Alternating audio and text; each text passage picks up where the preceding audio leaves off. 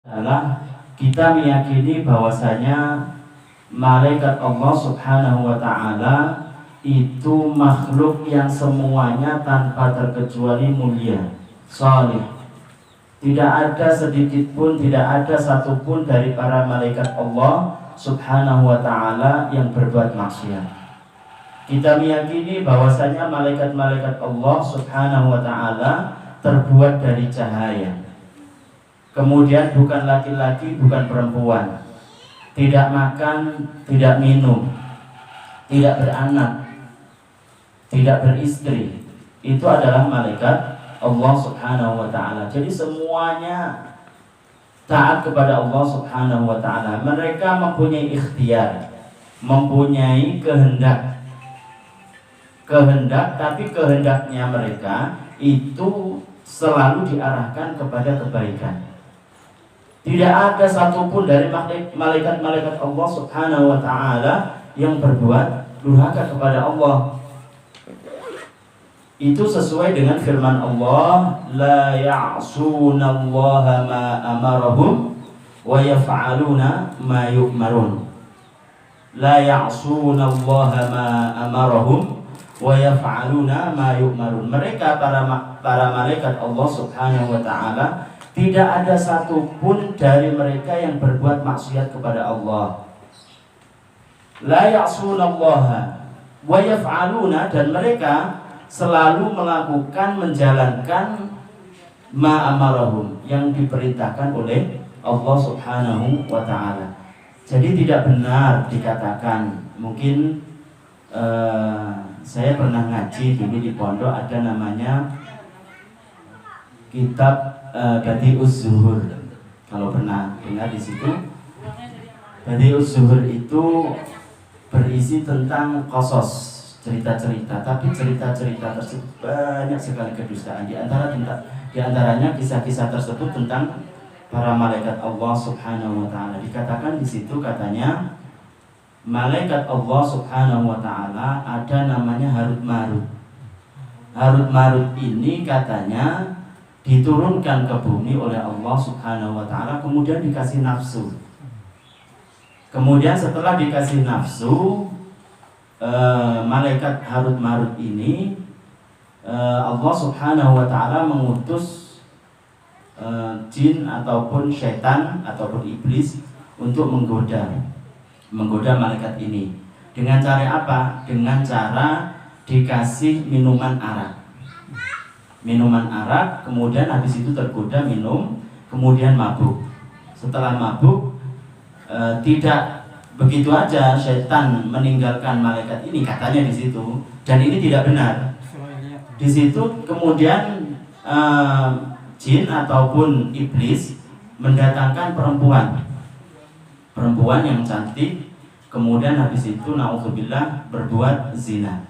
Setelah itu dibunuh, kemudian setelah dibunuh katanya si perempuan ini berubah jadi bintang, namanya Zahra kalau nggak salah, berubah jadi bintang, katanya gitu. Kemudian Allah Subhanahu wa Ta'ala menampakkan kekuasaannya, katanya di situ murka kepada malaikat. Jadi menampakkan kekuasaannya dengan apa? Dengan cara disiksa, kakinya ada di langit, kemudian kepalanya ada di bawah. Itu di sebagian kitab seperti itu tidak benar. Kenapa? Karena bertentangan dengan Al-Quran. Jadi kalau sudah ada Al-Quran, kita pegangannya kan Al-Quran, kita pegangannya adalah hadis, kita pegangannya adalah ijma' ulama. Kalau sudah ada Al-Quran, tidak boleh dikatakan itu kan ada di kitab yang si fulan, nggak boleh. Kenapa? Karena Al-Qur'annya itu jelas-jelas mengandung arti bahwasanya para malaikat Allah Subhanahu wa Ta'ala tidak ada yang bermaksiat. Nah, bagaimana kita mengartikan Al-Qur'an? Al-Qur'an tersebut itu masih ada kemungkinan. Jadi kalau Al-Qur'an tersebut itu sharih, jadi jelas-jelas mengandung arti begini, tidak menerima takwil, artinya tidak menerima untuk diartikan makna lain, maka ya secara zahirnya asalkan tidak bertentangan dengan yang lain.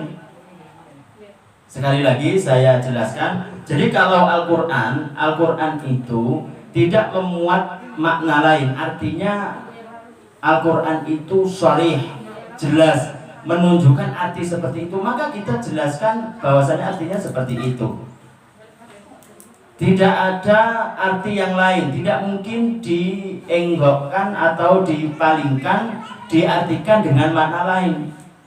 Maka kita jelaskan artinya seperti itu. Dalam Al-Quran dijelaskan bahwasanya Allah Subhanahu wa ta'ala berfirman, la ya'sunallaha ma amarahum wa yaf'aluna ma yu'marun. Para malaikat Allah Subhanahu wa ta'ala itu tidak ada yang bermaksiat. Tidak ada yang bermaksiat dan mereka selalu menjalankan perintah Allah. Berarti meskipun ada dalam kitab katanya syekh ini dalam kitab ini, karena ukuran kita bukan kitab. Karena ukuran kita itu bukan orangnya, tapi ukurannya adalah benar nggak sesuai dengan Al-Quran, benar nggak sesuai dengan hadis, benar nggak sesuai dengan kefahaman para ulama. Itu yang kita jadikan ukur. Jadi meskipun ada di suatu kitab, itu bukan berarti itu benar.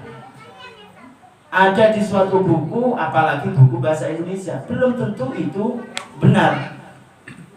Makanya kita kembalikan kepada hadis Al-Quran. Bagaimana kita bisa mengartikannya? Dari para ulama. Dari para ulama dulu. Jadi sekali lagi saya tekankan, saya jelaskan bahwasanya malaikat Allah Subhanahu wa ta'ala kesemuanya. Karena malaikat Allah Subhanahu wa ta'ala itu makhluk yang paling banyak. Lebih banyak daripada jumlah dedaunan. Lebih banyak dari jumlah pasir. Itu adalah malaikat Allah Subhanahu wa ta'ala. Bahkan dikatakan di Baitul Ma'mur, di sana di langit ketujuh, itu setiap hari ada malaikat jumlahnya 70.000 mengelilingi Baitul Ma'mur. Jadi kalau istilahnya mungkin Ka'bahnya para malaikat. Kalau di sini, kalau di Mekah itu adalah Ka'bah yang ada di Mekah. Itu ada tawaf orang muslim. Kalau di sana namanya Baitul Ma'mur. Itu setiap hari masuk di situ 70.000 malaikat Allah Subhanahu wa ta'ala. Dan hari yang kedua tidak ada satupun yang mengulangi. Jadi setiap hari begitu, tidak ada yang mengulangi orang yang sama atau malaikat yang sama, tidak ada. Jadi malaikat yang pertama, hari yang pertama berbeda dengan malaikat yang kedua. Setiap hari 70.000. Itu semuanya adalah tanda kebesaran Allah Subhanahu wa ta'ala, tanda kekuasaan Allah Subhanahu wa ta'ala. Jadi semuanya itu adalah malaikat-malaikat Allah. Tugas mereka hanya taat kepada Allah, tidak ada yang bermaksiat kepada Allah. Dan mereka juga sholatnya sama dengan manusia, ada ruku, ada sujud. Bahkan dalam satu hadis dikatakan ma fis samawati mawdi'u arba'i asabi'. Ma fis samawati arba'u asabi'. Ma fis samawati mawdi'u arba'i asabi'. Jadi tidak ada di langit yang pertama, kedua, ketiga, keempat seluruhnya ukuran 4 jari yang kosong, illa wa fihi, kecuali dalam tempat tersebut, illa wa fihi malakun qaimun, malaikat yang sedang berdiri, au sajidun, malakun qaimun au raki'un au sajidun, atau ruku atau sujud. Jadi saya ulangi lagi, katanya dalam hadis tersebut ma fis samawati maudi'u arba'i asabi', dalam riwayat shibran atau sejengkal. Ini dalam riwayat bahwasanya 4 ukuran jari. Tidak ada ruang kosong yang di langit pertama, kedua, ketiga itu ada ruang kosong kecuali diisi oleh para malaikat. Mereka para malaikat itu ada yang berdiri, auraqiun atau rukuk atau sujud. Bukan berarti mereka itu sujud kepada Allah, beribadah kepada Allah, itu mereka itu rukuk saja, bukan. Tapi mereka saking banyaknya, sebagian ada yang berdiri, sebagian ada yang rukuk, sebagian ada yang sujud. Karena sholat mereka sama dengan sholat kita, sholat orang muslim, saking banyaknya. Makanya dikatakan as-samawatu maskanul malaika. Jadi langit itu adalah tempat para malaikat Allah subhanahu wa ta'ala. Setiap hari turun berapa, kemudian naik ke langit. Karena mereka tinggalnya di langit. Makanya tidak boleh dikatakan kepada Allah subhanahu wa ta'ala ada di langit. Maka tidak boleh dikatakan Allah subhanahu wa ta'ala ada di atas arsy atau di atas sesuatu. Kenapa? Seandainya dikatakan Allah subhanahu wa ta'ala di atas langit, langit pertama, niscaya akan berdesak-desakan dengan para malaikat. Karena tidak ada ruang kosong seukuran 4 jari kecuali di situ dipenuhi para malaikat Allah subhanahu wa ta'ala. Karena kalau dikatakan ya secara akal, kalau dikatakan Allah subhanahu wa ta'ala itu duduk di atas arsy, kata mereka berdasarkan ayat Ar-Rahmanu 'alal 'arsy istawa, katanya itu kan bisa saja Allah subhanahu wa ta'ala itu besar. Nah, ruang 4 jari itu mana cukup, semuanya tergeser. Berarti Allah subhanahu wa ta'ala tidak butuh pada tempat. Berarti Allah subhanahu wa ta'ala tidak butuh pada arah. Berarti Allah subhanahu wa ta'ala tidak disifati dengan sifat makhluknya. Faham ya? Jadi malaikat Allah subhanahu wa ta'ala itu semuanya orang-orang yang soleh, taat kepada Allah subhanahu wa ta'ala. Tidak ada satupun dari para malaikat Allah subhanahu wa ta'ala yang berbuat maksiat kepada Allah. Berdasarkan ayat tersebut, la ya'sunallaha ma amarahum wa yaf'aluna ma yu'marun. Kemudian juga beriman dengan para rasulnya, rasul-rasul Allah subhanahu wa ta'ala, utusan Allah subhanahu wa ta'ala. Baik rasul ini nabi yang bukan rasul atau nabi yang sekaligus rasul. Saya ulangi lagi, karena nabi itu bukan 1, 2, 3, 4 saja. Nabi itu dalam satu riwayat diceritakan ada 124.000. Makanya kita jelaskan kemarin itu, dari mereka itu ada yang berdakwah tapi nggak ada pengikutnya. Sekian tahun, beberapa tahun nggak ada pengikutnya. Ada yang sedikit, bahkan Nabi Nuh kemarin kita ceritakan berapa? 950 tahun, cuma dapat 70 atau 80 orang. Nabi kita Shallallahu Alaihi Wasallam cuma 23 atau 22 tahun. Itu semuanya yang paling banyak di antara Nabi dan Rasul adalah umat baginda Nabi Muhammad Shallallahu Alaihi Wasallam. Jadi kita wajib mengimani bahwasanya ada namanya utusan Allah Rasul dari zaman Nabi Adam sampai baginda Nabi Muhammad Sallallahu Alaihi Wasallam. Dan di antara mereka banyak, sudah kita jelaskan bahwasanya dalam satu riwayat dijelaskan mereka ada 124.000 nabi, yang rasul itu 313, kurang lebih seperti itu. Nah sekarang bagaimana untuk membedakan nabi dan rasul, nabi yang bukan rasul? Ini yang harus kita tanamkan kepada kita dan anak-anak kita. Nabi dan Rasul, Nabi yang sekaligus Rasul itu adalah manusia yang diberi wahyu oleh Allah subhanahu wa ta'ala dengan syariat yang baru atau menasakh, menghilangkan sebagian syariat Rasul sebelumnya. Dan mereka juga menyampaikan kepada umatnya. Mereka juga wajib untuk menyampaikan kepada umatnya. Sama-sama diberi wahyu, Nabi dan Rasul. Kemudian sama-sama wajib untuk menyampaikan. Cuma perbedaannya, kalau Nabi dan Rasul itu diberikan wahyu untuk syariat yang baru. Kalau Nabi itu disuruh untuk mengikuti syariat Rasul sebelumnya. Yang saya tekankan bukan perbedaan di antara mereka itu tentang wajib menyampaikan kepada umatnya atau tidak. Kenapa? Karena mereka sifat wajibnya apa? Tabligh, ya kan? Ataupun sifat wajibnya adalah al-amanah. Mereka sangat terpercaya, tidak akan khianat, menyampaikan. Masa menyampaikan untuk dirinya sendiri?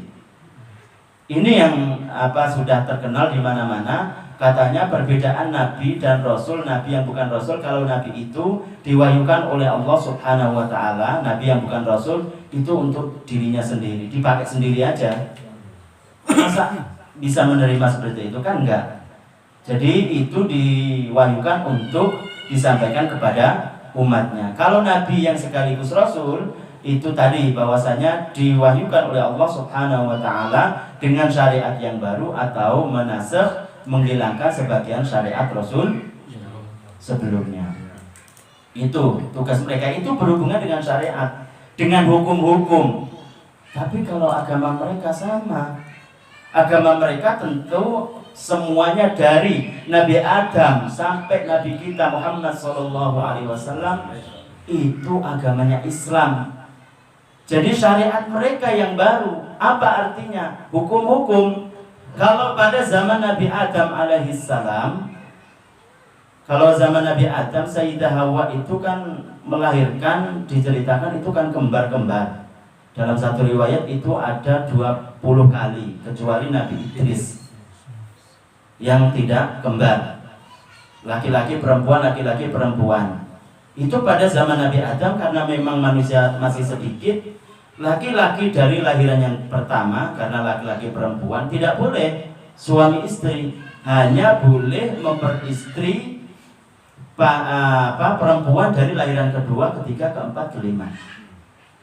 Itu pada zaman Nabi Adam alaihissalam, satu saudara. Lah bagaimana mereka tahu? Tentu mereka tahu dari wahyu. Berarti Nabi Adam itu adalah Nabi sekaligus Rasul.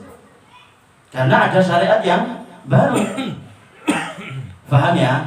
Pada zaman baginda Nabi Muhammad SAW itu tidak diperbolehkan. Andai kata ada perempuan melahirkan 100 kali, maka laki-laki pertama tidak boleh memperistri perempuan dari lahiran yang ke-100 walaupun, karena masih satu saudara. Itu pada zaman baginda Nabi Muhammad SAW. Pada zaman dulu pakaian sebelum baginda Nabi SAW itu diutus, pakaian yang terkena najis itu tidak boleh disucikan dengan air. Tapi apa? Dipotong, digunting, dibuang atau digunting ataupun dipotong. Tapi semenjak baginda Nabi SAW itu diutus, Nabi Muhammad mempermudah, yaitu boleh disucikan dengan air.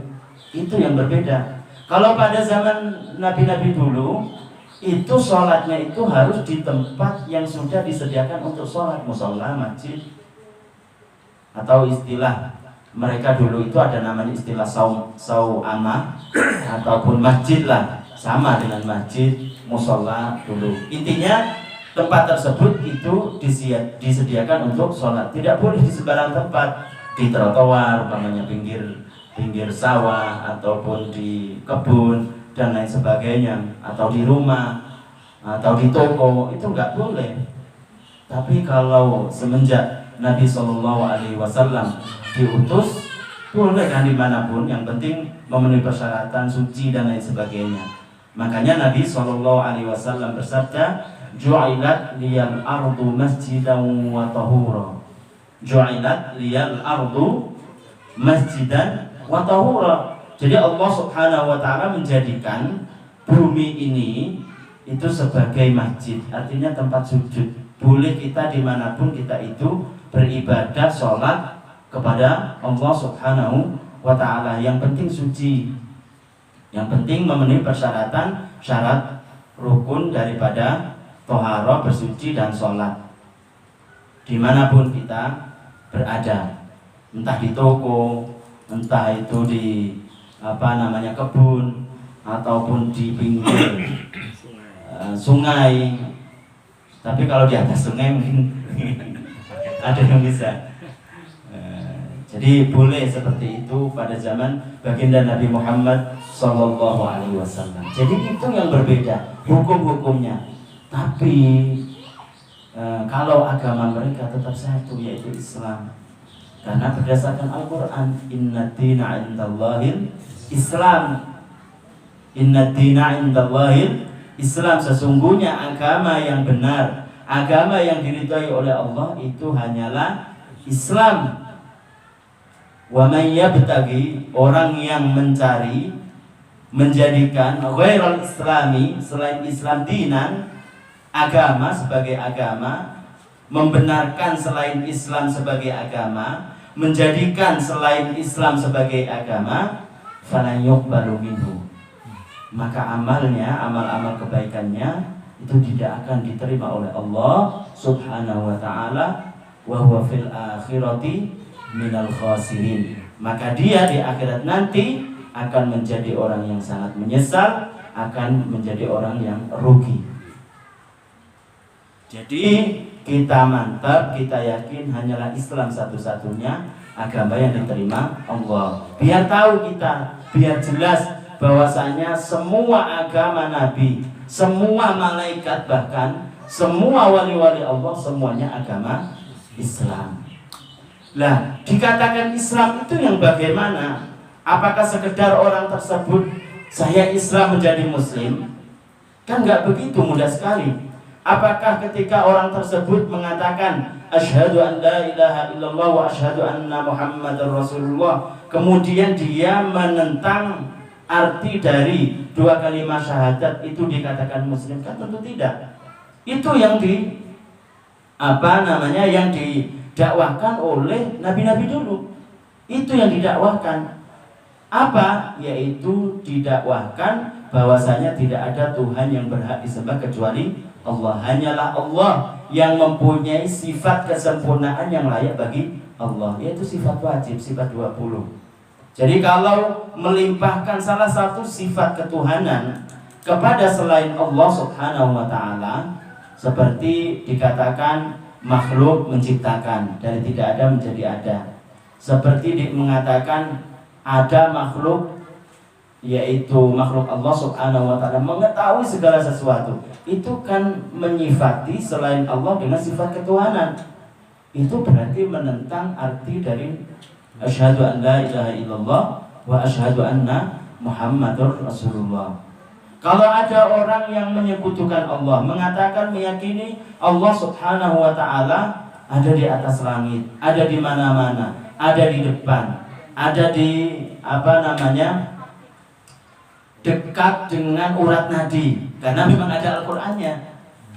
Aqrabu min hablil warid, gitu kan katanya. Berarti orang tersebut itu kan menentang dari makna dua kalimat syahadat. Lah, apa bedanya? Katanya tadi sifat ini sifat yang sempurna, yang layak bagi Allah. Kemudian juga dimiliki oleh makhluk. Yang dekat dengan urat nadi itu adalah leher. Yang erat dengan urat nadi itu adalah telinga. Lah, apa bedanya kemudian? Oh, berarti bukan itu artinya dalam Al-Quran. Dalam Al-Quran itu bukan artinya Allah Subhanahu wa ta'ala lebih dekat dari urat nadi. Jadi intinya yang dinamakan Islam itu adalah meyakini seyakin-yakinnya dengan perkataan, jadi pengakuan, kemudian dengan perbuatan menetapkan bahwasanya hanyalah Allah yang berhak disembah, dan Allah Subhanahu wa ta'ala dijauhkan dari sifat-sifat makhluknya. Itu. Dan itu yang dikerjakan oleh nabi-nabi dulu, yaitu yang didakwahkan oleh nabi-nabi dulu kepada umatnya. Itu yang menjadi ciri khas orang muslim. Itu jadi orang muslim, oh berarti saya harus menyucikan Allah dari menyekutukan ataupun serupa dengan makhluknya, harus dijauhkan. Saya muslim berarti harus meyakini bahwasanya hanyalah Allah Tuhan yang berhak disembah. Paham ya? Dan itu yang disampaikan oleh nabi-nabi dulu sampai baginda Nabi Muhammad SAW, juga ditambah dengan meyakini bahwasanya apa yang disampaikan oleh Nabi SAW semuanya benar. Jadi sudah bisa ya ada perbedaan antara Nabi dan Rasul. Apa yang mereka bawa, yaitu mereka perbedaannya hanya pada hukum, pada sosial, hukum-hukum bagaimana beribadah kepada Allah Subhanahu wa ta'ala. Tapi kalau masalah akidah, tauhid, yaitu berkaitan erat dengan namanya Islam, maka mereka semuanya kompak, semuanya satu, bahwasanya menetapkan bahwasanya hanyalah Allah yang berhak disembah dan menjauhkan Allah Subhanahu wa ta'ala dari menyerupai makhluknya, dan percaya yakin terhadap apa yang disampaikan oleh baginda Nabi Muhammad Sallallahu Alaihi Wasallam. Jelas ya? Ya. Kemudian yang berikutnya adalah yang disampaikan oleh Nabi dan harus kita mempercayainya, meyakininya, adalah tentang adanya qadar, ketentuan Allah yang makdurnya ada yang baik dan ada yang buruk. Jadi dalam hadis Jibril itu diceritakan mahwal iman, apa yang dinamakan iman. Karena pada waktu dinamakan hadis Jibril karena Nabi Jibril datang kepada baginda Nabi Muhammad SAW, kemudian bertanya ini untuk memberikan pengajaran kepada umat baginda Nabi Muhammad SAW. Apa yang dinamakan iman? Al-imanu an tu'mina billahi, beriman kepada Allah, wa malaikati, malaikat Allah, wa kutubihi, dan kitab Allah, wa rusulihi, dan utusan Allah, wal yaumil akhiri, dan hari akhir, wa bil qadari khairihi wa syarrihi. Ini yang mau saya jelaskan. Khairihi wa syarrihi itu kalau kita artikan kan begini, wa bil qadari, dan dengan ketentuan Allah. Khairihi kalau bahasa Jawa dulu kan mengartikan begini, bagus-bagusnya pasten, bagus-bagusnya ketentuan, wa syarrihi, dan Allah-Allahnya ketentuan. Artinya di situ artinya kalau letter luck-nya, zahirnya, bagus-bagusnya, baik-baiknya ketentuan Allah, jelek-jeleknya ketentuan Allah, itu tidak benar. Kenapa? Karena apa yang Allah Subhanahu wa ta'ala tentukan kepada makhluk itu tidak ada yang jelek, semuanya ada hikmahnya. Itu tidak bisa disifati dengan bagus ataupun jelek. Semuanya menunjukkan arti kesempurnaan tentang sifat Allah Subhanahu wa ta'ala. Makanya di sini dijelaskan yaitu baik-baiknya yang diciptakan. Meskipun khairihi, kalau pernah belajar ilmu nahwu, dhamirnya itu kembali kepada al-qadar. Paham nggak? Kalau ada papan tulis itu khairihi, jadi bil qadari khairihi, haknya itu kembali kepada al-qadar, tapi bimakna al-maqdur, dengan arti yang diciptakan, bukan ketentuan Allah, bukan sifat menentukan Allah Subhanahu wa ta'ala. Kemudian syarri juga begitu, yaitu jeleknya apa yang ditentukan oleh Allah, yaitu makhluk. Jadi yang disifati dengan jelek, disifati dengan baik, itu adalah makhluk Allah Subhanahu wa ta'ala. Jadi dalam bahasa Arab itu sudah umum bahwasanya ada dhamir, kemudian kembali kepada lafaz itu, tapi dengan arti yang lain, dengan arti yang lain. Faham nggak kira-kira? Intinya bahwasanya sifat dari menentukan Allah itu tidak boleh disifati baik ataupun jelek. Semuanya menunjukkan arti sempurna. Allah Subhanahu wa ta'ala menciptakan kejelekan juga kebaikan. Allah Subhanahu wa taala menciptakan pahit juga manis. Kalau ada yang menciptakan, kalau Allah Subhanahu wa taala menciptakan yang manis saja, berarti ada Tuhan lain yang menciptakan pahit. Iya kan? Itu menunjukkan arti kesempurnaan. Allah yang menciptakan kejelekan, Allah yang menciptakan kebaikan, Allah Subhanahu wa ta'ala yang menghendaki kebaikan, Allah Subhanahu wa ta'ala yang menghendaki kejelekan yang terjadi kepada makhluknya. Semuanya kehendak Allah, semuanya itu pengetahuan Allah, atas pengetahuan Allah, semuanya diciptakan oleh Allah masing-masing, baik yang jelek, baik yang baik ataupun yang ihsan, baik yang itu taat ataupun maksiat, baik itu yang iman ataupun yang kufur, semuanya diciptakan oleh Allah Subhanahu wa ta'ala. Baik sifat manusia, yaitu bergerak yang disengaja, jadi gerakan kita yang disengaja ataupun yang tidak disengaja, semuanya itu adalah ciptaan Allah, ketentuan Allah, dikehendaki oleh Allah Subhanahu wa ta'ala dan diketahui oleh Allah Subhanahu wa ta'ala. Empat ini tidak akan lepas. Cuma perbedaannya begini, perbedaannya kalau ketaatan, kalau keimanan, kalau kebaikan itu diciptakan oleh Allah, ya kan? Kemudian dikehendaki oleh Allah, kemudian diketahui oleh Allah, diperintahkan oleh Allah Subhanahu wa ta'ala, dan Allah meridhoinya dan mencintainya.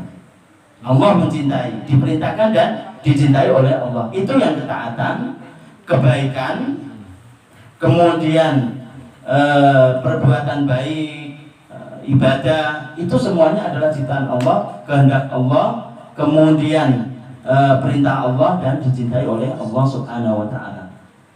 Kalau kejelekan, kalau kekufuran, kemaksiatan, itu juga sama-sama diciptakan oleh Allah, sama-sama dikehendaki oleh Allah, sama-sama diketahui oleh Allah, cuma tidak diperintahkan, juga tidak diridhoi oleh Allah, dan wajib bagi kita untuk tidak meridhoinya, wajib bagi kita untuk tidak mencintainya. Jadi kedua-duanya itu sama-sama diciptakan oleh Allah.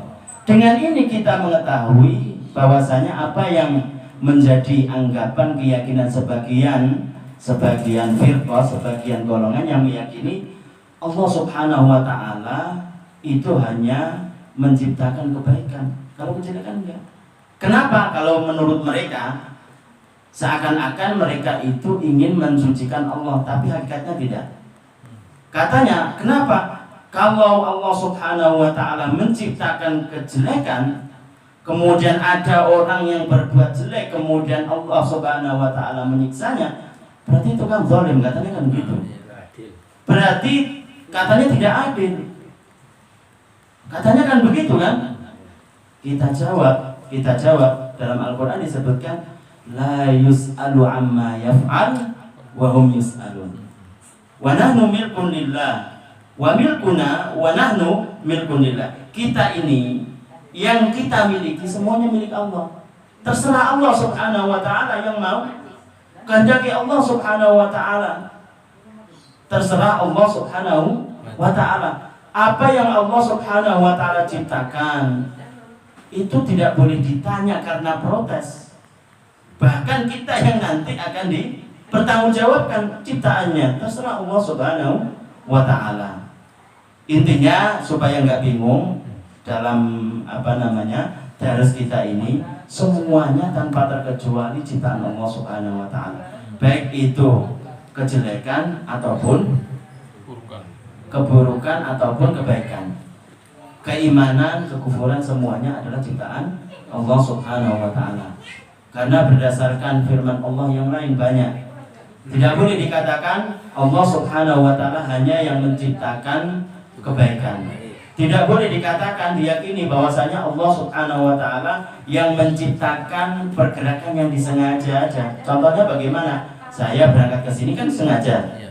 Saya ingin minum kan sengaja. Yang tidak disengaja seperti detak jantung, peredaran darah, menggigil, itu kan nggak ada kesengajaan.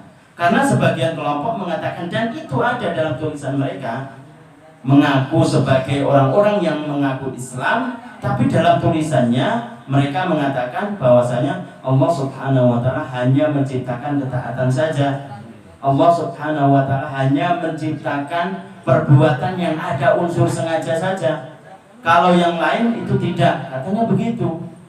Nah itu tetap mengaku Islam. Apa dikatakan seperti itu orang Muslim? Kan bukan. Karena sudah mendustai firman Allah Subhanahu wa Ta'ala yang ada di Al-Quran. Wa khalaqa kulla syai'. Allah Subhanahu wa Ta'ala yang menciptakan segala sesuatu. Segala sesuatu itu semuanya masuk tanpa terkecuali. Jadi saya ulangi lagi, semua yang terjadi di bumi, semuanya di alam ini ciptaan Allah, dikehendaki Allah, diketahui oleh Allah Subhanahu wa Ta'ala, baik yang taat ataupun yang bukan taat maksiat, yaitu baik itu kekufuran ataupun keimanan, semuanya. Cuma perbedaannya yang perlu diingat, kalau ketaatan, keimanan, beribadah itu ciptaan Allah, kemudian diketahui oleh Allah, dikehendaki oleh Allah, diperintah oleh Allah dan dicintai oleh Allah Subhanahu wa Ta'ala. Tapi kalau yang kejelekan, kekufuran, maksiat, itu sama-sama diciptakan, dikehendaki, juga sama-sama diketahui oleh Allah. Cuma ini perbedaannya adalah tidak dicintai oleh Allah dan tidak diperintahkan oleh Allah Subhanahu wa Ta'ala. Faham kira-kira? Ya, itu. Kemudian yang berikutnya adalah kitab, beriman kepada kitab Allah Subhanahu wa Ta'ala. Kitab-kitab Allah Subhanahu wa Ta'ala itu ada banyak. Bahkan diceritakan ada 70 kurang lebih. Dan yang paling terkenal yaitu Taurat, Injil, Zabur, dan Al-Quran. Taurat, Injil, Zabur, dan Al-Quran itu yang terkenal. Semuanya sama, yaitu isinya adalah mensucikan Allah Subhanahu wa Ta'ala dari menyerupai makhluknya. Semuanya ada korelasi, ada nyambung. Dari yang pertama, dari Taurat, Injil, Zabur sampai Al-Quran, semuanya sama, yaitu mensucikan Allah Subhanahu wa Ta'ala dari menyerupai makhluknya. Jadi kalau dikatakan umpamanya di Taurat di mana itu dikatakan Tuhan ada 3, itu tidak benar. Itu berarti sudah dirubah, mengalami perubahan. Dan sekarang ini katanya itu tidak ada yang asli. Tidak ada yang asli selain Al-Quran. Semuanya adalah muharraf. Semuanya itu dirubah. Meskipun sebagian orang ada yang mengatakan kalau nggak salah di Injil atau di Taurat katanya ada kitab namanya Barnaba. Iya, ada Barnaba, katanya di situ tertuliskan utusan yang terakhir itu adalah baginda Nabi Muhammad SAW. Meskipun seperti itu katanya itu bukan asli.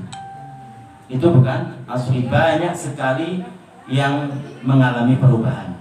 Katanya di situ Barnaba itu kalau nggak salah disimpan di Roma kalau nggak salah, atau di mana itu di tempat. Intinya katanya mereka itu asli karena ada tulisan bahwasanya Nabi Muhammad itu adalah Nabi yang terakhir. Itu tidak asli. Itu adalah tetap muharraf, yaitu banyak perubahan, banyak penyimpangan. Jadi intinya bahwasanya semuanya kitab-kitab as-samawi, kutubus samawiyah, kitab-kitab dari Allah Subhanahu wa Ta'ala itu semuanya sama, yaitu menetapkan hanyalah Allah Subhanahu wa Ta'ala yang wajib, yang berhak untuk disembah, dan menjauhkan Allah Subhanahu wa Ta'ala dari menyerupai makhluknya. Paham ya? Kemudian yang berikutnya di sini dijelaskan, dan bahwa Nabi Muhammad adalah penutup para nabi dan pemimpin seluruh manusia keturunan Adam, dan bahwa Nabi Muhammad adalah penutup para nabi dan pemimpin seluruh manusia keturunan Adam. Jadi Nabi Adam alaihissalam itu seorang nabi juga. Itu yang pertama, dan diakhiri dengan baginda Nabi Muhammad sallallahu alaihi wasallam. Nabi Muhammad itu adalah nabi yang terakhir. Itu sesuai dengan hadis wa khutima biyan nabiyyun. Jadi nabi itu diakhiri denganku, kata Nabi Muhammad sallallahu alaihi wasallam. Jadi tidak boleh kita membenarkan ataupun membolehkan seseorang jadi nabi, maksudnya turun kepadanya wahyu. Kenapa? Karena wahyu turun yang terakhir kali adalah kepada baginda Nabi sallallahu alaihi wasallam. Artinya, kalaupun ada seorang yang membawa nabi, mengaku nabi, tapi turunnya wahyu sebelum baginda Nabi sallallahu alaihi wasallam, kita boleh membenarkannya. Siapa? Nabi Isa alaihissalam. Jadi sekali lagi, kita tidak boleh membolehkan ada seseorang yang seseorang tersebut itu mengaku nabi setelah baginda Nabi sallallahu alaihi wasallam. Maksudnya membenarkan bahwasanya turun kepadanya wahyu setelah baginda Nabi sallallahu alaihi wasallam. Paham ya? Karena nanti ada Nabi Isa alaihissalam itu turun, sedangkan Nabi sallallahu alaihi wasallam kan terakhir. Tapi Nabi Isa alaihissalam nanti turun mengaku nabi, tapi kan turunnya wahyu itu sebelum baginda sallallahu alaihi wasallam. Maka kita bahkan wajib untuk membenarkan bahwasanya itu Nabi Allah Subhanahu wa taala.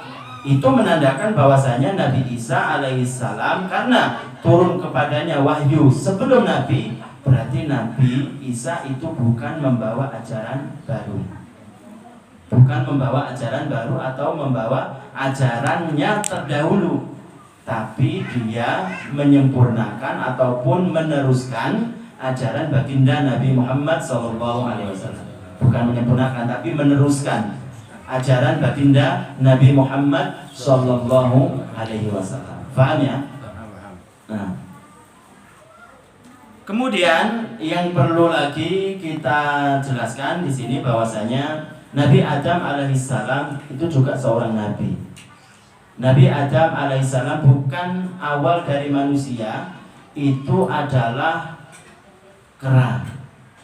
Bukan awal dari manusia, itu adalah kera. Itu ada di pelajaran-pelajaran umum ada. Yang anehnya, kalau menurut saya anehnya, orang dikatakan asalnya itu kera, kadang menerima juga, dipelajari juga, percaya. Dengan percaya itu berarti kan menerima bahwasanya asalnya itu adalah kera. Asal semua manusia itu adalah baginda Nabi Adam alaihissalam.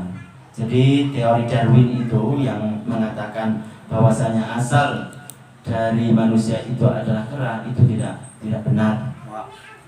Wah. Jadi itu tidak benar. Jadi semuanya kembali kepada Nabi Adam alaihissalam. Semuanya kembali kepada Nabi Adam alaihissalam. Kemudian yang berikutnya adalah wajib berkeyakinan juga bahwa setiap Nabi Allah pasti wajib bersifat jujur. Semua Nabi Allah pasti bersifat jujur. Baik Nabi ini sekaligus Rasul atau bukan Rasul, semuanya sama. Wajib bagi mereka. Artinya wajib itu apa sih? Wajib itu artinya wajib akal. Akal yang sehat itu tidak menerima kalau seorang Nabi itu tidak disifati dengannya. Akal yang sehat itu tidak menerima bahwasanya Nabi itu tidak disifati dengannya. Masa Nabi itu sama dengan umatnya berdusta? Masa Nabi itu sama dengan umatnya berbohong? Jadi wajib di situ maksudnya itu akal yang sehat tidak menerima seorang Nabi itu tidak disifati dengannya, harus disifati. harus disifati dengan sifat pertama as-sidq, yaitu jujur. Semua yang dikatakan oleh Nabi itu benar. Semua yang dikatakan oleh Nabi Shallallahu Alaihi Wasallam itu adalah benar dan itu dari Allah Subhanahu wa Ta'ala. Kemudian juga dapat dipercaya al-amanah. Tadi al-amanah itu ada kalanya ketika ditanya tentang masalah hukum itu sesuai dengan apa yang dihukumkan kepadanya dari Allah Subhanahu wa Ta'ala, diwahyukan kepadanya, atau ketika dikasih amanat tentang masalah harta, maka mereka itu tidak mencederainya, tidak mengkhianatinya. Nabi Shallallahu Alaihi Wasallam ketika mau hijrah ke Madinah itu kan banyak titipan itu. Salah satunya dari orang Yahudi yang memusuhi Nabi Shallallahu Alaihi Wasallam. Titipannya, saking terpercayanya agama kepercayaan mereka, tapi Nabi tetap dipercaya karena terkenal dengan amin, yaitu sangat jujur dan terpercaya. Sampai orang Yahudi pun menitipkan hartanya kepada Nabi Muhammad SAW. Ketika hijrah itu kan di luar rumah ataupun milik Nabi SAW, itu kan banyak orang-orang yang mengepung dia, Nabi Muhammad. Orang-orang musyrik, orang-orang Yahudi ingin membunuh baginda Nabi SAW. Tapi apa yang Nabi perbuat? Apakah dendam? Oh, kamu kan memusuhi saya? Enggak. Nabi SAW berwasiat kepada Ali bahwasanya ini loh, nanti sebelum saya pergi, kalau bahasa kita, ini kembalikan si A punya ini. Salah satunya adalah kepunyaan orang Yahudi. Amanah. Walaupun itu adalah orang yang beda kepercayaan. Dengan itu, dengan akhlak beliau, Islam jadi tersebar kemana-mana. Dengan kesabaran beliau, Islam tersebar kemana-mana. Dengan kesantunan beliau, Islam diterima di mana-mana. Bukankah Nabi SAW diceritakan mau dibunuh? Siapa yang mau menolongmu? Kemudian diucapkan Allah. Kemudian bergetar dengan diucapkan bahwasanya yang menolong Nabi SAW itu Allah. Kemudian jatuh pedangnya. Kalau kita mungkin, kamu ini balasan kamu ini, rasakan, kan gitu. Kalau orang-orang biasa, orang-orang mudah marah kan begitu. Tapi Nabi SAW bukan seperti itu. Nabi SAW itu mengampuninya. Gantian, sekarang kamu siapa yang menolong? Pedang yang jatuh tadi diambil lagi oleh Nabi SAW. Itu apa? Itu diarahkan kepadanya, siapa yang menolong kamu? Tidak ada selain kamu yang mengampuni saya, katanya. Sekarang kamu pergi. Dengan itu dia masuk Islam.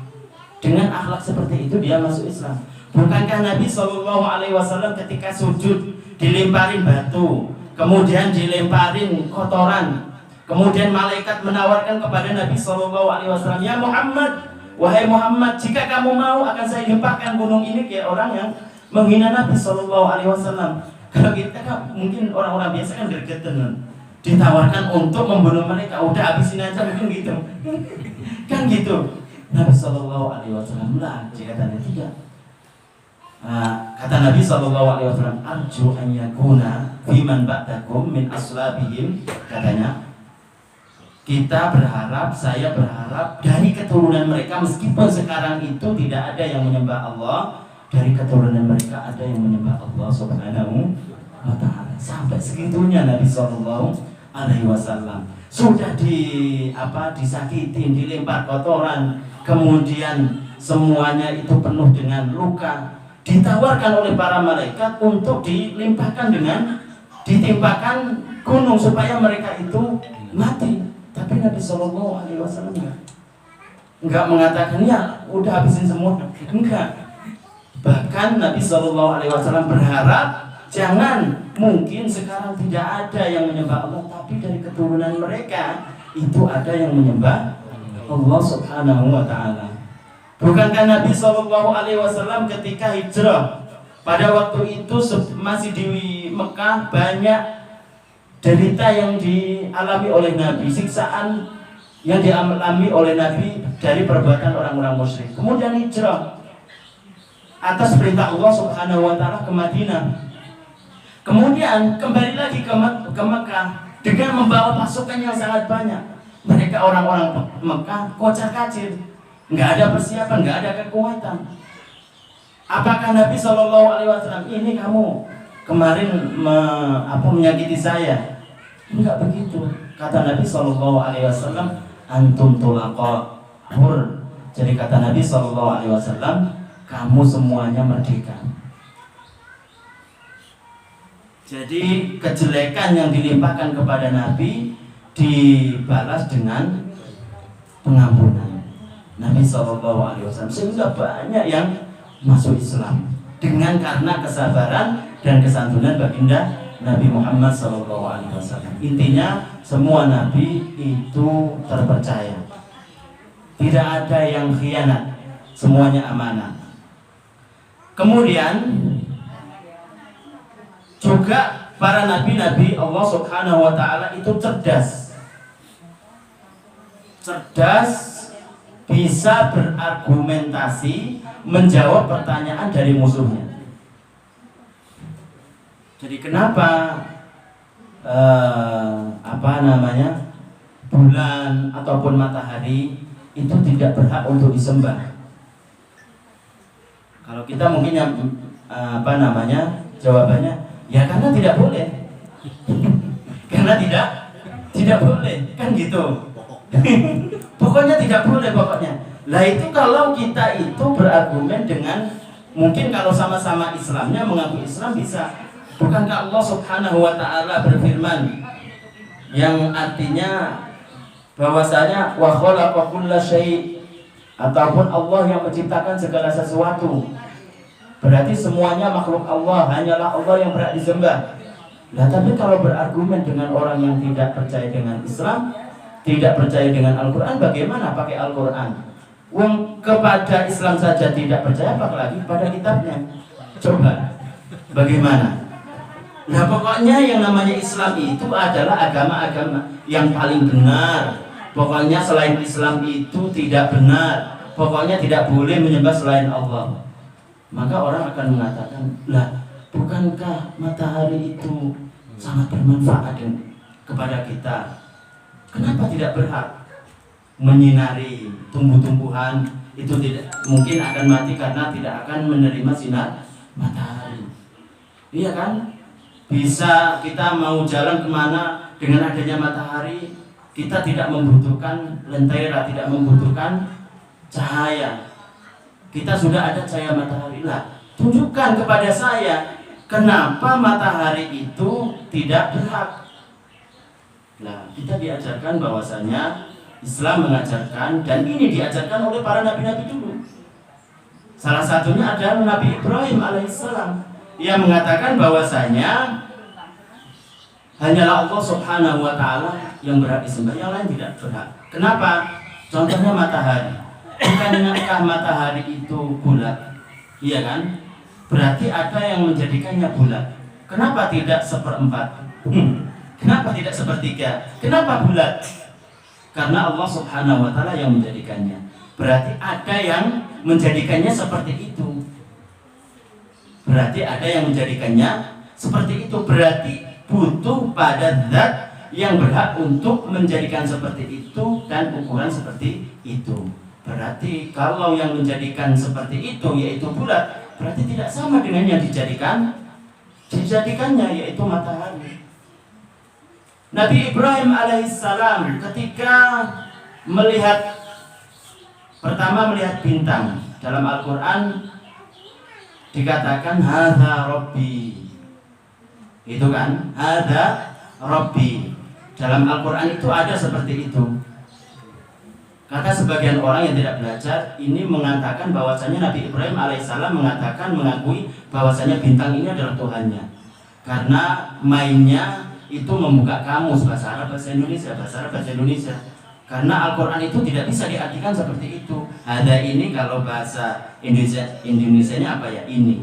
Robi ini kalau bahasa Indonesianya apa ya? Tuhanku. Oh berarti ini adalah Tuhanku. Diutarakan, diucapkan oleh Nabi Ibrahim. Berarti Nabi Ibrahim mengakui bahwasanya bintang itu adalah Tuhannya. Nauzubillah. Mengakui selain Allah sebagai Tuhan, bintang sebagai Tuhan, dan itu dalam Al-Quran, dan itu ada tulisannya, dan ada orang yang mengatakan seperti itu, dan itu mengaku mufassir, ahli tafsir, dengan mengatakan, menetapkan Nabi Ibrahim mengakui bahwasanya dia bimbang bimbang bahwasanya ini Tuhannya atau tidak. Ketika muncul bintang, dia mengakui sebagai bintang, sebagai Tuhannya. Ketika tenggelam, kemudian muncul bulan, kemudian mengatakan lagi ini ada di Al-Quran. Saya menjelaskan nyari karena memang ada di Al-Quran dan ditafsiri oleh sebagian orang itu yang tidak benar. Hadza Rabbi, ketika muncul bulan, begitu juga ngomong seperti itu, bahwasanya hadza Rabbi, ini adalah Tuhanku. Berarti tadinya menetapkan bahwasanya bintang itu adalah Tuhannya, sekarang berpindah menetapkan bahwasanya bulan sebagai Tuhannya. Kemudian tenggelam lagi. Kemudian muncullah matahari. Kemudian dikatakan di situ hadza Rabbi hadza akbar. Nah, ini lebih besar ini dari yang sebelum-sebelumnya. Ini adalah Tuhan saya katanya. Itu keterangannya seperti itu, mengatakan, menetapkan, mentafsiri bahwasanya Nabi Ibrahim alaihissalam itu bimbang masalah Tuhan apakah bintang, kemudian lenyap, kemudian berpindah kepada bintang, kemudian berpindah kepada matahari. Itu kan nggak boleh seperti itu. Lah, Nabi Ibrahim alaihissalam mengatakan seperti itu sebagai argumentasi bahwasanya hal yang seperti ini loh, hadza Rabbi, ini maksudnya dalam bahasa Arab, apakah ini Tuhanmu? Artinya hadza Rabbi, apakah ini Tuhanmu, Tuhanku yang seperti kamu sangka? Kemudian habis itu apa? Kemudian lenyap. Begitu juga pada bintang, apakah ini Tuhan saya seperti yang kamu sangka? Kemudian begitu juga matahari, apakah ini Tuhanku seperti yang kamu sangka? Makanya di situ la uhibbul afilin. Setelahnya, saya tidak suka perkara yang tenggelam, berpindah dari satu arah ke arah yang lain. Berarti bintang, matahari, bulan karena berpindah dari dari tempat ke tempat yang lain, kemudian dari muncul kemudian tenggelam, berarti itu tidak layak dijadikan Tuhan. Itu maksudnya dari Nabi Ibrahim alaihissalam, bahwasanya bintang, bulan, kemudian matahari ini muncul kemudian tenggelam, maka itu tidak layak dijadikan Tuhan. La uhibbul afilin. Kenapa? Karena Nabi Allah Subhanahu wa taala, baik Nabi Adam ataupun Nabi Muhammad, semuanya tanpa terkecuali itu sudah mengetahui siapa Tuhannya yang berhak disembah, baik sebelum diturunnya kepada wahyu atau setelahnya. Paham ya? Jadi Nabi dari Nabi Allah Subhanahu wa taala itu cerdas. Itu tadi, cerdas berargumentasi. Tidak ada dari nabi-nabi Allah yang lemah pikirannya, tidak faham dalam satu permasalahan kecuali setelah diulangi beberapa kali. Nggak ada. Kalau kita mungkin satu nggak paham, diulangi 2 kali tentang pelajaran nggak paham, 3 kali, 4 kali, sampai 10 kali, sampai yang namanya gurunya itu bosan, nggak paham. Itu kita, dan itu tidak mustahil itu terjadi kepada nabi-nabi Allah Subhanahu wa taala, karena mereka wajib akal tidak menerima bahwasanya mereka itu tidak disifati dengan sifat cerdas. Paham ya? Masa sama dengan kita, kan nggak mungkin. Paham? Mustahil bagi mereka bohong. Terus ya, mustahil bagi mereka berbohong Jadi mustahil bagi para nabi-nabi Allah Subhanahu wa taala berbohong.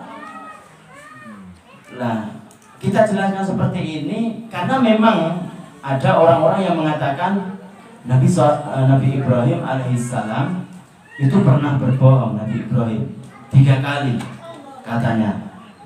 Karena memang itu ada riwayatnya. Katanya di situ kadzaba Ibrahimu salasa kadzabatin. Ibrahim itu pernah berbohong 3 bohongan, 3 macam bohong. Nah, kemudian makanya para ulama dengan dengan maksudnya dengan keilmuan mereka yang ahli hadis, yang memang benar-benar ahli hadis mengatakan riwayat ini tidak benar. Ada yang mengatakan begitu. Kemudian ada yang mengatakan riwayat ini itu benar, tapi bukan itu artinya. Karena bisa ditakwil. Kenapa? Kalau tidak ditakwil berarti itu menyalahi dari sifat wajib. Wajib. Kalau dikatakan Nabi Ibrahim itu berbohong, berarti itu mendustai, berlawanan dengan sifat wajib para nabi. Apa ketika 3 cerita yang Nabi Ibrahim alaihissalam itu dikatakan bahwasanya katanya itu dusta, tapi bukan dusta. Kita bahas bahwasanya pertama tentang masalah Nabi Ibrahim beserta istrinya. Beserta istrinya ada di suatu tempat yang dikuasai oleh raja yang zalim. Kemudian raja tersebut kalau tahu bahwasanya itu istrinya, kalau ditanya ini siapa? Ini istri saya, maka nanti akan diambil oleh raja zalim tersebut. Akhirnya apa? Nabi Ibrahim ketika ditanya ini siapa? Dia mengatakan hadihi ukhti. Itu yang pertama. Ini adalah saudariku.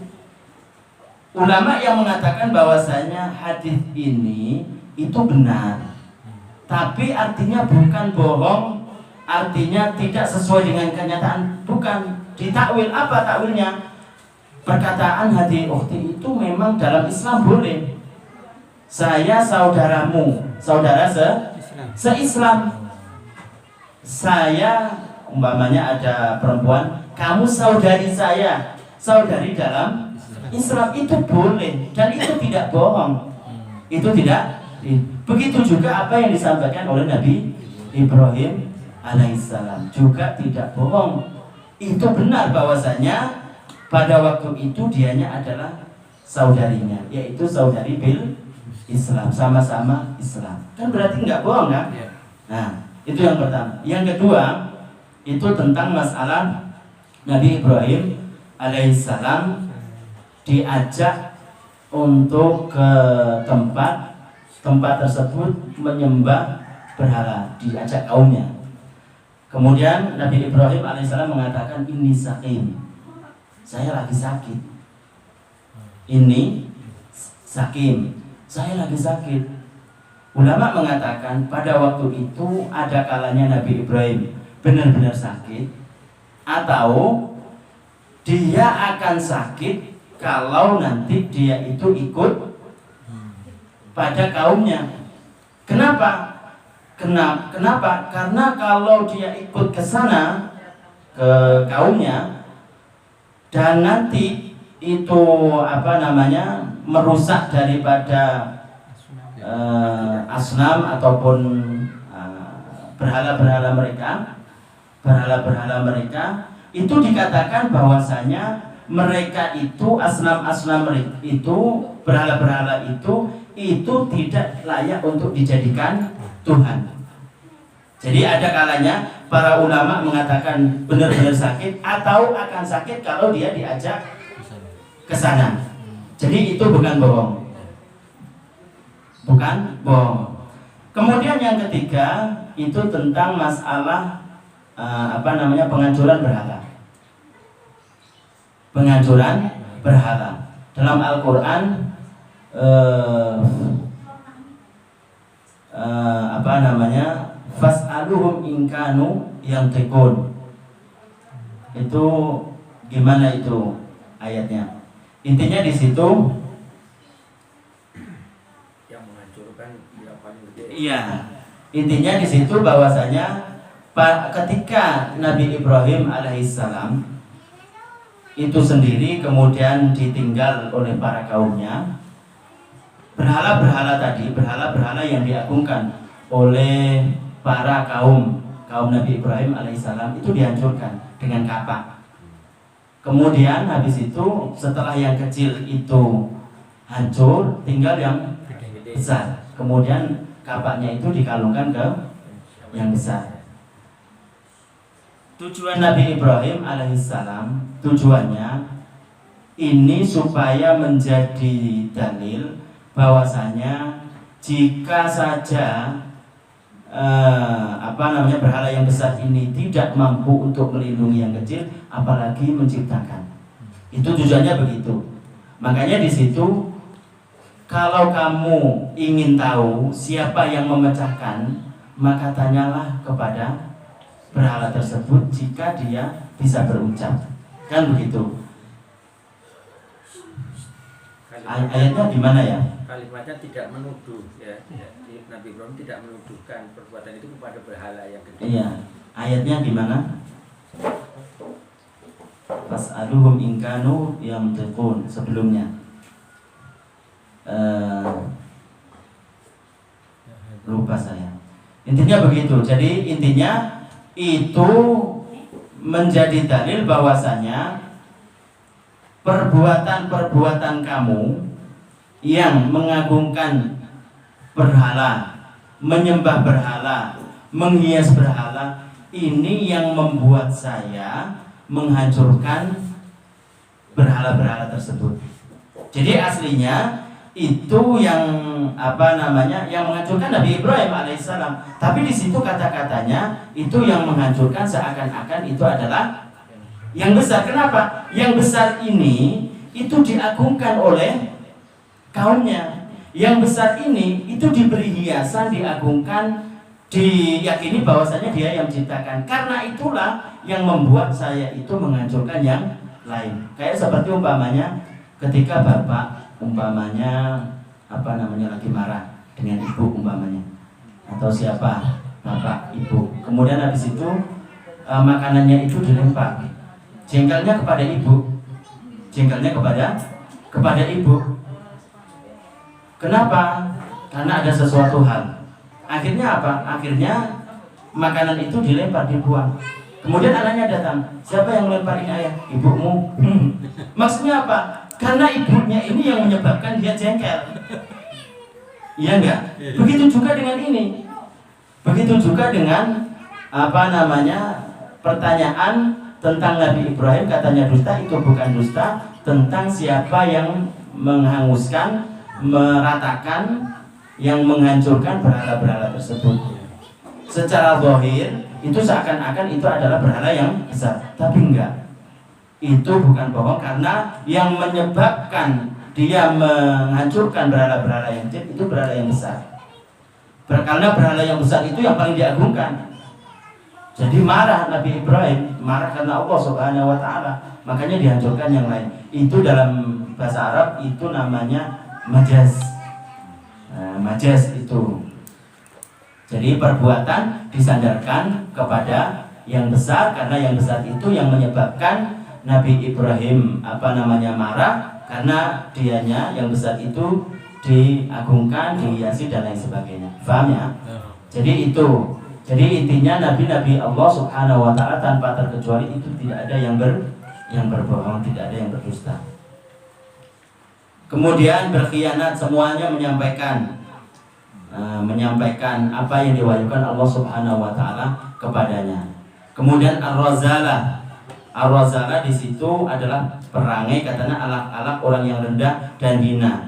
Jadi tidak ada di antara para nabi yang rendah dan hina sehingga mencuri pandang terhadap perempuan ajnabiyah dengan syahwat misalnya. Juga tidak ada di antara para nabi yang mencuri walau hanya satu biji anggur. Jadi Ar-razalah itu perangai akhlak yang hina. Nabi dari Nabi Allah tidak ada yang mempunyai perangai akhlak yang hina. Apa contohnya? Curi-curi pandang. Perempuan lewat sok tidak melihat. Tapi ketika udah jauh diintai, di mana tadi yang lewat. Dengan syahwat tidak mungkin terjadi pada nabi-nabi Allah. Jika saja ini tidak terjadi kepada Nabi, hal yang seperti itu, curi-curi pandang yang syahwat tidak terjadi, apalagi berkeinginan untuk berzina, tentu tidak mungkin. Tentu tidak mungkin. Makanya firman Allah Subhanahu wa taala tentang Nabi Yusuf alaihissalam, walaqad hamma bihi wa hamma biha, walaqad hammat bihi wa hamma biha. Sama-sama hamma, ha mim mim. Kalau orang pakai bahasa Arab, bahasa Indonesia, karena hamma itu ekosoda, sengaja, bermaksud. Itu kalau dilempahkan kepada Nabi itu bisa berbahaya. Meskipun kata-katanya sama-sama hamma. Ada ahli tafsir juga di situ mengaku ahli tafsir diartikan sebagai kosoda, bermaksud. Bahkan ditafsiri lebih ekstrim lagi, ditafsiri di situ bahwasanya Nabi Ibrahim sudah hampir Nabi Yusuf alaihissalam sudah hampir melepas celananya katanya. Itu kan parah itu. Baru buka sleting. Itu kan parah. Jika Nabi dari Nabi Allah Subhanahu wa taala itu terhindar dari curi-curi pandang yang syahwat, apalagi bermaksud untuk berzina. Makanya firman Allah Subhanahu wa taala, walaqad hammat bi wa hamma biha, kalau ditujukan kepada Nabi Yusuf alaihissalam bukan artinya bermaksud, bukan artinya berkeinginan untuk berzina. Tapi kalau Zulaikha itu memang berkeinginan untuk berzina kepada Nabi Yusuf alaihissalam. Laula an ra'a burhana rabbi. Seandainya tidak turun kepadanya wahyu, itu niscaya akan mendorong. Di situ hamma kalau ditujukan kepada Nabi Yusuf artinya adalah dafa, yaitu mendorong. Kenapa? Seandainya didorong, apa hikmahnya? Karena kalau didorong dan itu pun tidak terjadi karena memang ada wahyu. Karena turun kepadanya wahyu. Kenapa kalau didorong? Kalau didorong kemudian ada yang sobek dari arah depan, itu menjadi bukti di hakiman bahwasanya Nabi Yusuf yang berkeinginan untuk berzina, meskipun dia tidak bermaksud untuk berzina. Paham nggak? Kenapa? Hikmahnya seperti itu.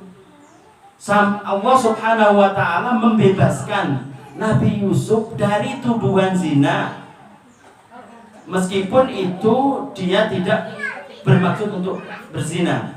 Membebaskan tuduhan berzina supaya tidak didorong. Karena kalau didorong nanti kemungkinan ada yang sobek dari arah depan. Kalau sobek dari arah depan kan kemungkinan dalam mahkamah ataupun pengadilan kan itu menjadi bukti bahwasanya Nabi Yusuf alaihissalam berkeinginan untuk berzina, meskipun tidak ada tujuan untuk berzina. Sampai seperti itu Allah Subhanahu wa taala membebaskan Nabi dari Nabi Allah dari tuduhan berzina. Akan tapi terusan ayat bahwasanya Nabi Yusuf tidak jadi mendorong, kemudian berbalik arah ke arah pintu. Kemudian dibuka pintunya, ketemu dengan suami dari Zulaikha. Ketemu seperti itu, kemudian dibawa ke pengadilan. Apa bukti bahwasanya kan tuduhannya bahwasanya Zulaikha mengatakan dalam Al-Quran tersebut yang maknanya kurang lebih bahwasanya Nabi Yusuf itu ingin berbuat maksiat, ingin berbuat begini-begini. Akhirnya apa? Hakimnya mengatakan bahwasanya jika yang sobek itu dari arah depan, maka yang benar itu Zulaikha. Tapi kalau dari arah belakang, berarti yang berkeinginan busuk itu adalah Zulaikha. Nyatanya yang sobek itu di bagian belakang. Tapi sudah ada bukti bahwasanya Nabi Yusuf alaihissalam terbebas dari tuduhan seperti itu, tetap di penjara. karena zalim rajanya. Jadi intinya nabi dari Nabi Allah itu tidak ada yang mempunyai perangai yang hina, apalagi berkeinginan untuk berzina. Kemudian as-safaha di situ melakukan sesuatu yang tidak sesuai dengan hikmah. Jadi tidak ada di antara para nabi yang safi sehingga mengucapkan perkataan yang keji dan dipandang buruk. Jadi kalau tadi perangai, kalau ini perkataan, tidak ada perkataan nabi itu yang enggak ada hikmahnya. Itu dianggap bahwasanya kalau mendengarnya itu jorok, dianggap bahwasanya kalau mendengarnya itu sangat tidak layak. Itu tidak mungkin dilakukan oleh para nabi. Seperti perkataan umpamanya, kalau mungkin ya, kalau bahasa kita itu marah, bahasa Jawa itu kan ada naudzubillah, ada jancuk gitu kan. Itu nggak mungkin. Nabi dari Nabi Allah Subhanahu wa taala nggak mungkin. Atau mengucapkan babi umpamanya, naudzubillah, kepada orang ketika marah, itu nggak mungkin. Jadi karena itu ketika mendengar orang, apalagi yang belajar seperti ini, itu sangat risih. Perkataan-perkataan seperti itu sangat risih, sangat tidak pantas dilakukan oleh seorang belajar, apalagi pelajar, apalagi itu seorang nabi dari Nabi Allah Subhanahu wa ta'ala. Tidak mungkin nabi dari Nabi Allah itu disifati dengan safi, yaitu ucapan-ucapan yang tidak ada hikmahnya, yang kalau orang lain mendengar itu sangat risih, jijik, jorok dan lain sebagainya. Kemudian begitu juga al-balada, bebal. Katanya di situ, jadi tidak ada di antara para nabi yang bebal dan tidak mampu menegakkan hujah terhadap orang yang menentangnya, juga tidak ada yang lemah pemahamannya sehingga tidak memahami sesuatu perkataan dari kali pertama disampaikan kecuali setelah diulangi untuk berkali-kali. Tadi sudah. Jadi itu kebalikan dari al-fatonah. Jadi fatonah itu pintar, cerdas. Kalau ini bebal, yaitu sebaliknya, bodoh. Kemudian pengecut, rasa takut, rasa pengecut. Kalau rasa takut biasa memang wajar bagi makhluk Allah Subhanahu wa ta'ala, termasuk para nabi. Ada ular kemudian mundur begitu kan, itu kan memang takut yang wajar. Tapi kalau ada musuh menantang kemudian lari, itu nggak wajar, pengecut itu namanya. Itu tidak mungkin terjadi kepada nabi dari Nabi Allah Subhanahu wa ta'ala. Makanya Nabi Muhammad SAW ketika hijrah dari kota Mekah ke kota Madinah bukan karena lari dari orang kafir. Itu murni karena Nabi SAW menjalankan perintah Allah Subhanahu wa ta'ala. Diceritakan bahwasanya para sahabat ketika terjadi peperangan itu katanya bersembunyi di belakang Nabi SAW. Berarti Nabi SAW pemberani. Seandainya pengecut, maka kalau dibuat untuk tameng istilahnya, maka Nabi akan ikut lari juga. Seandainya pengecut, tapi Nabi SAW itu pemberani. Bahkan diceritakan ada yang pecah mukanya, bagian apanya, gusinya atau giginya, itu ada yang pecah, ada yang luka. Itu menunjukkan keberanian Nabi dari Nabi Allah Subhanahu wa ta'ala. Kemudian dan setiap perkara yang munafir menjauhkan orang dari menerima dakwah mereka. Jadi tidak ada nabi dari Nabi Allah Subhanahu wa ta'ala mempunyai sifat ataupun penyakit yang penyakit tersebut membuat orang lari dari dakwah mereka. Seperti yang beredar, cerita yang beredar, dan ini bohong, tentang Nabi Ayub. Nabi Ayub alaihissalam katanya sakit. Kemudian dari sakit tersebut keluar darinya belatung, bau yang nggak sedap, menjijikkan. Itu tidak benar. Itu tidak benar. Jadi jika saja saya umpamanya ngajar di sini sakit, saya tetap paksakan untuk mengajar. Murojaah bersama di sini. Kemudian habis itu saya sakit, keluar dari saya ulat. Kemudian jalan-jalan. Lah orang pada lari kan. Tidak akan yang mau mendekat. Bohong kalau dikatakan dia tetap di situ. Mesti akan dia lari. Apalagi itu terjadi kepada Nabi Allah Subhanahu wa taala. Dan itu ada dalam kitab. Menceritakan bahwasanya Nabi Ayub alaihissalam sakit sampai disyarahi yang panjang, yang detail. Salah satunya menjelaskan Nabi Ayub alaihissalam keluar darinya belatung. Bahkan lebih parah lagi dijelaskan di situ, katanya rasa kasih sayang Nabi Ayub alaihissalam kepada ulat makhluk Allah katanya kemudian dikembalikan lagi. Uli min rizkillah katanya. Makanlah ini rezeki dari Allah Subhanahu. Tidak boleh, tidak mungkin. Tidak mungkin itu bertentangan dengan firman Allah Subhanahu wa taala. Membahayakan diri. Kita sudah tahu ini bahaya, kemudian habis itu kita kita kerjakan saja, itu tidak boleh dalam Islam. Kita tahu bahwasanya dalam musuh itu jumlahnya 1000, kita satu orang.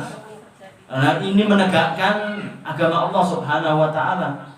Tahu yakin bahwasanya dia akan mati, tidak boleh kita. Tidak boleh, berarti sama dengan bunuh diri. Berarti sama bunuh diri. Makanya dalam firman Allah Subhanahu wa taala, wala tulqu bi aidikum ila tahluka. Janganlah kalian berbuat perkara itu membuat sengsara diri kalian. Itu menyengsarakan diri itu tidak boleh, haram hukumnya. Apalagi itu terjadi kepada Nabi Allah. Jatuh kemudian disuruh makan daging-daging. Alhamdulillah itu tidak benar. Paham ya? Mungkin itu saja yang bisa kita sampaikan, padahal tinggal dikit ini. Insya Allah kita lanjutkan pada sesi berikutnya, pertemuan berikutnya. Semoga bermanfaat. Saya akhiri. Assalamualaikum warahmatullahi wabarakatuh.